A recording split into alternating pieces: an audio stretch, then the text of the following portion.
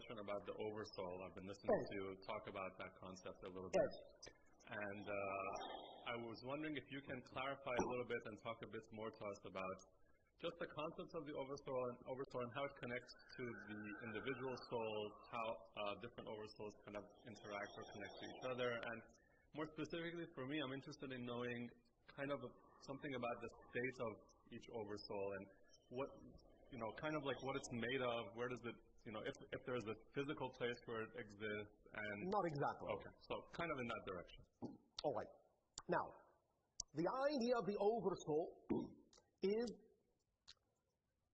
a level at which consciousness exists wherein it can, from that level, then, shall we say, split itself into many different individual souls, each of which can then determine what kind of experience it would like to have, individually and independently, even to the point of creating a physical life by manifesting its consciousness through a physical modality, what you would call a body. The Oversoul is similar to the idea of the hand in that it has extensions that you call fingers. So the Oversoul would be the whole hand, and the individual souls and physical lives would be like the fingers. So the Oversoul can experience many, many lives all at once as information from every single individual soul is always feeding back into the Oversoul, the collective soul. Does that make sense so far? So far, yeah. All right. So you can look at it as a vibrational level of consciousness, a vibrational level of energy that allows a much more expanded and aware expression of consciousness to exist that can then individuate itself into different levels of consciousness from that point by lowering its frequency, lowering the frequency of its extensions, so to speak, to whatever point it wishes to, even unto the idea of lowering that frequency of the extension into physical materialization. But it's like a probe. You might say the Oversoul is a collective consciousness that can send out extensions or probes into a variety of dimensions, a variety of experiences, and receives along those lines, along those linkages, all of the experience, all the information that those probes, that those extensions are plugging into. Make sense? Mm-hmm. Now, Oversouls obviously can connect in a similar fashion to other Oversouls on the same level. Again, what it takes is simply a certain adjustment of frequency to do so. Because remember, frequency is the only thing that differentiates the one consciousness out of which everything is made. Mm-hmm. So, when the Oversoul itself, a particular signature vibration, thus adjusts its vibration to be that which is inclusive of the vibration of another Oversoul, an automatic communication and communion and linkage is made. Mm-hmm. Does that make sense? Sure. All right. Does this answer the question specifically enough, or is there some more detail you wish to go into about this idea? I would like to go into more detail, whether you'd like to just go yourself or I can ask more follow-up questions. By all means, you may guide the conversation. Great. So that we are addressing specifically what it is you wish to learn. Thank you.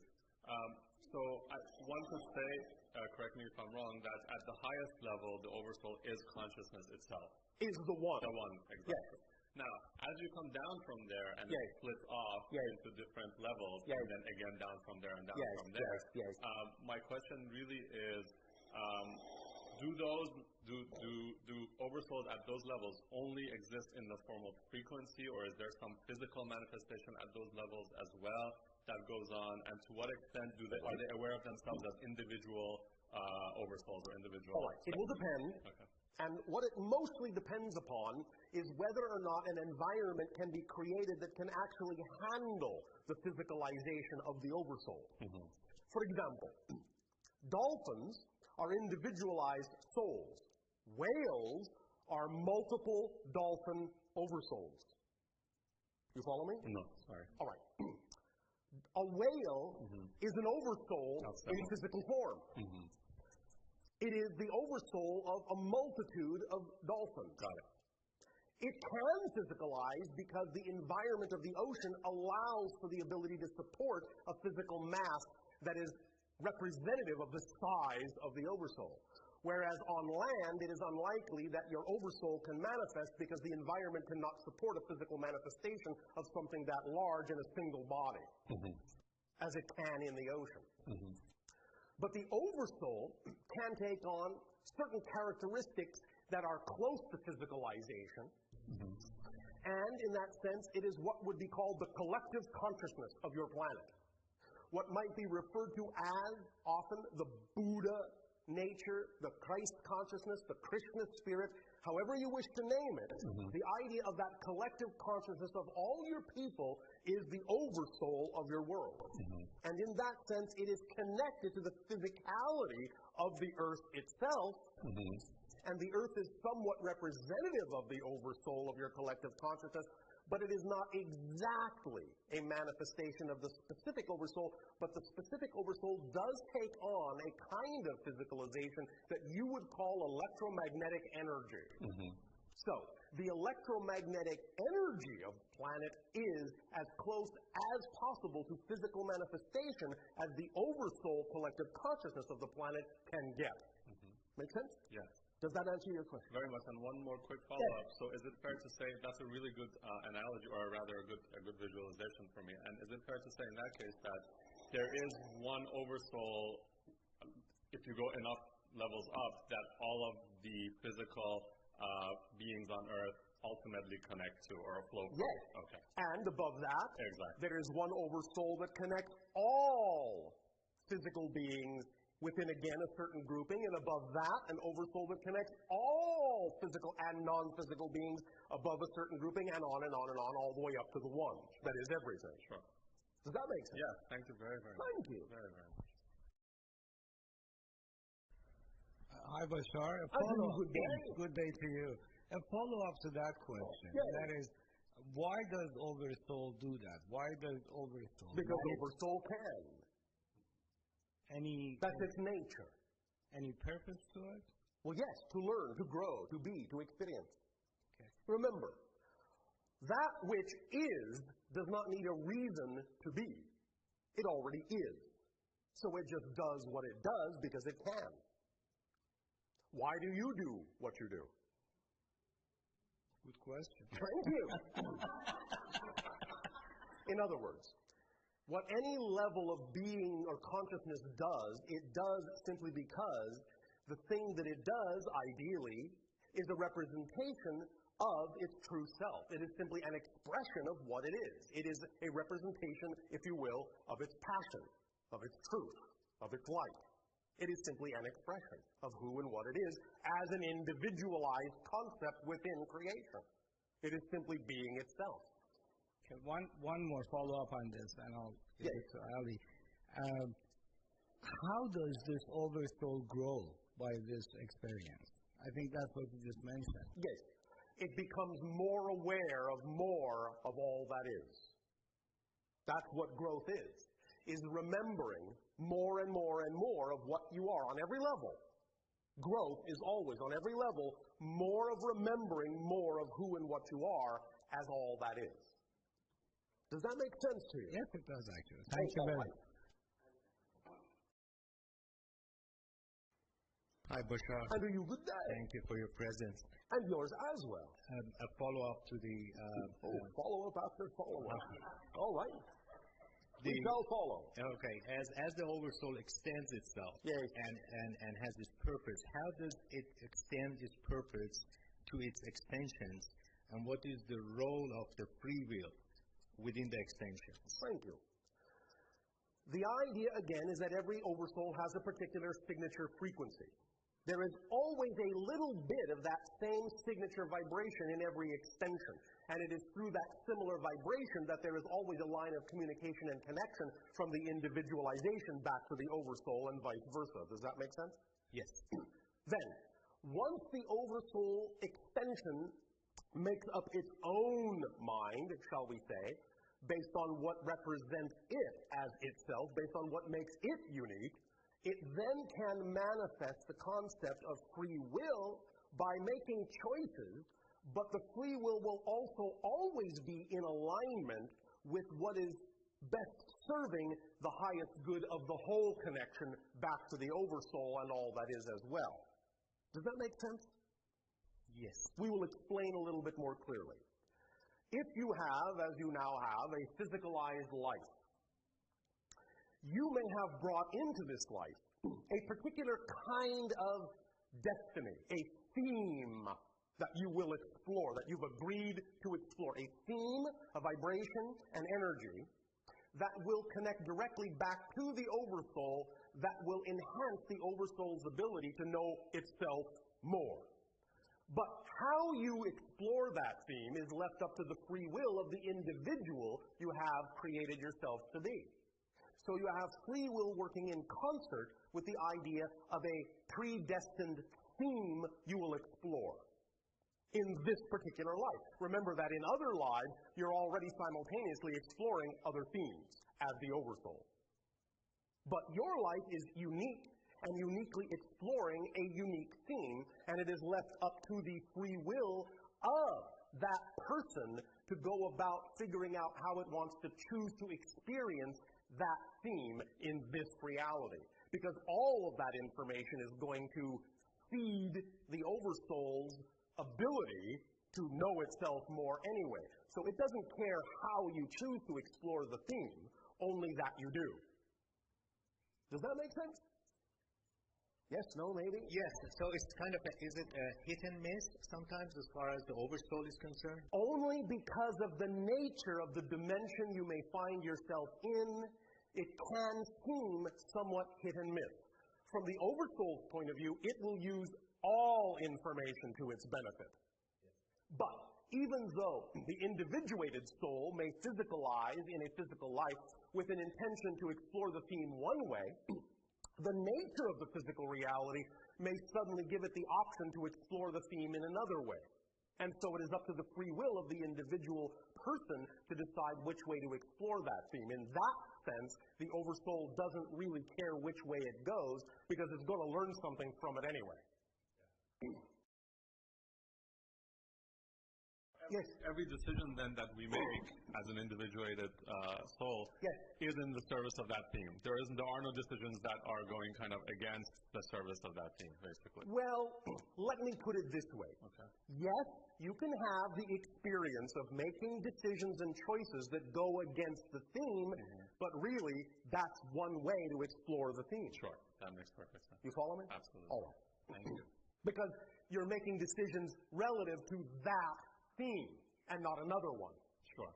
All right. Makes sense. Thank you. Yes. Bashar, at your level of consciousness, can you easily connect to your Oversoul? We are never unaware of it at this level. When you say we, you mean all of us too, including us, the humans? I'm referring to my society because that's what you were addressing. That's right. That's right. We are never unaware of communion with our Oversouls. Okay. And so at some level, your community and the humans have one Oversoul, or reach on some one, level, yes, on we some do. level, it gets to one Oversoul. Yes. Can I, maybe then another subject I wanted to ask a question. I have some trouble understanding the dimension of time. Oh yes, well you're not alone. And maybe you can help.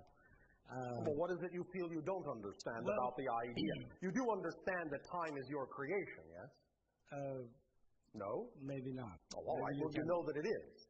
Okay. Space-time is a vibration in consciousness that gives you a frame of reference for having what you call a physical experience.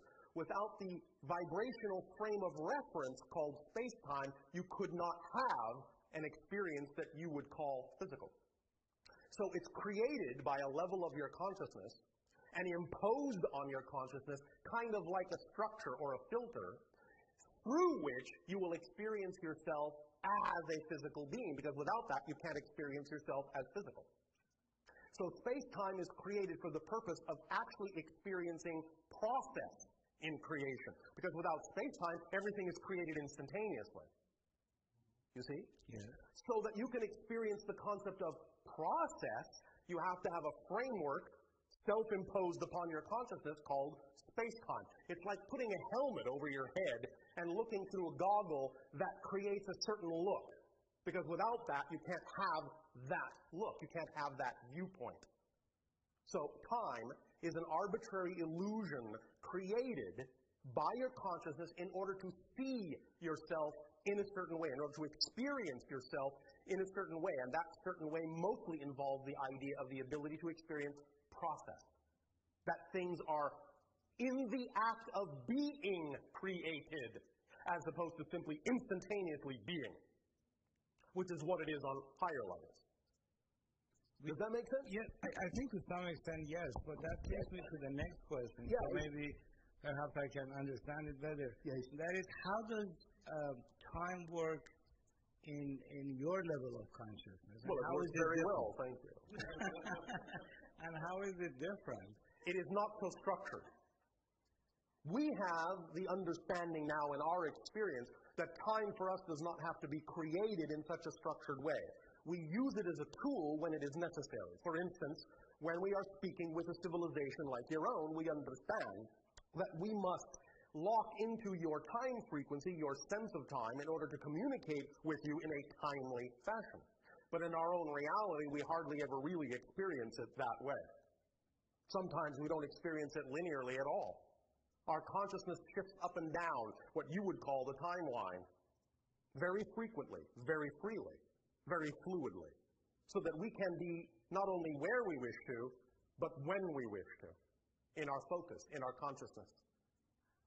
Does that make sense? I think it does. It's hard for me to still grasp it, I know. but I think... I know. Well, let's look at it this way. I will give you an example that you have all experienced on your own planet. You have a saying on your planet that time flies when you're having fun. When you're doing something you love to do, you recognize that you don't really experience as much passage of time.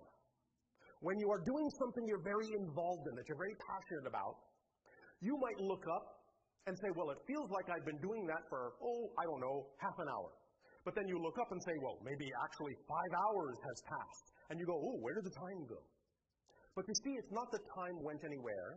It's not that you ignored the passage of time. It's that when you experience that kind of focus and actually only feel like 1/2 hour has passed, you have actually only aged 1/2 hour. The rest of the world may have aged 5 hours, and you may plug back into their time frame so you can keep up with them at the 5-hour mark, so you won't be out of step with anyone, so you can still agree with them that it's 5 o'clock. But if you really only viscerally and physically experience half an hour during that moment, that's all the time you actually created in your reality. 1/2 hour, and that's all you've aged. That's how fluid and flexible time is, and that's why it's important to always live in the moment, live in the present, and do what you love to do, because when you do that, you don't create as much time, and when you don't create as much time, you age less. Wow. That's how it works. Thank you, Bashar. Does that make sense? Yes. Thank you.